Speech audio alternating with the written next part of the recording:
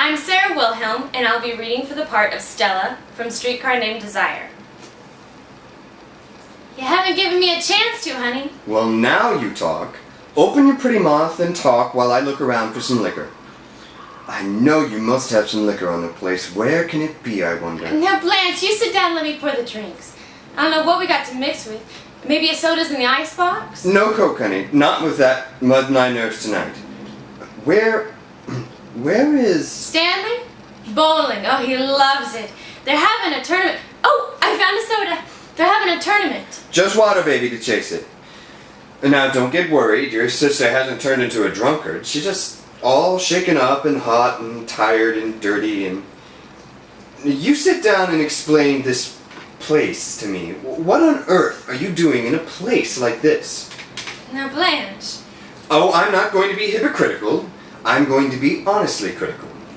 Never, never, never in my worst dreams could I picture only Poe. Only Mr. Edgar Allan Poe could do it justice. Oh, out there, I suppose, is the ghoul-haunted woodland of Weir. No, honey, those are the L&N tracks. No. Now, seriously, putting jokes aside, why didn't you tell me?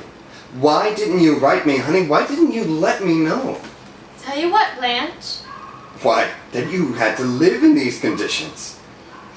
Aren't you being a little intense about it? Why, it's not that bad. New Orleans isn't like other cities. This has nothing to do with New Orleans. You might as well say... Forgive me, blessed baby. The subject is closed. Thanks.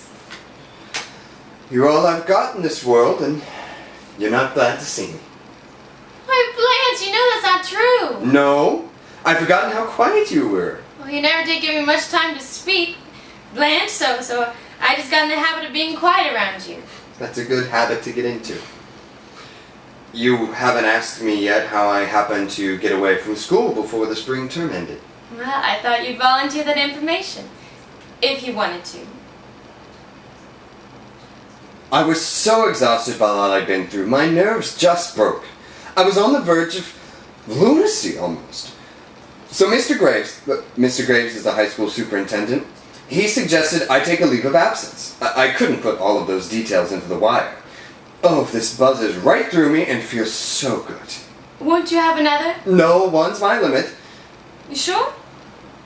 You haven't said a word about my appearance. You look just fine. God love you for a liar.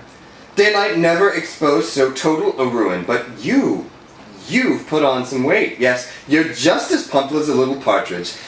And it's so becoming to you. Now, Blanche. Yes, it is, or I wouldn't say it. You just have to watch a little around the hips. Stand up. Not now. You hear me? I said stand up. You messy child, you spilt something on that pretty white lace collar. And your hair, you ought to have cut in a feather bob with your dainty features. Stella, you have a maid, don't you? No, with only the 2 rooms. What? 2 rooms, did you say? This one and the other. And the other one? I'm going to take just one tiny little nip more, just to put the stopper on it, so to speak. Then put the bottle away so I won't be tempted. I want you to take a look at my figure. I haven't put on 1 ounce in 10 years. I weigh now what I weighed the summer you left Belle Revue. The summer Dad died and you left us. It's just incredible, Blanche, how well you're looking. Stella, there's only 2 rooms? I don't see where you're going to put me. We're gonna put you in here. What kind of bed's this? One of those collapsible things? Does it feel alright? Wonderful, honey. I don't like a bed that gives too much. But there's no door between the rooms. And Stanley, will it be decent? Well, Stanley is Polish, so... Oh yes, that's something like Irish, isn't it? Well... I brought some nice clothes to meet all your lovely friends in. I'm not sure you'll find them. I'm afraid you won't find them very lovely. What are they like?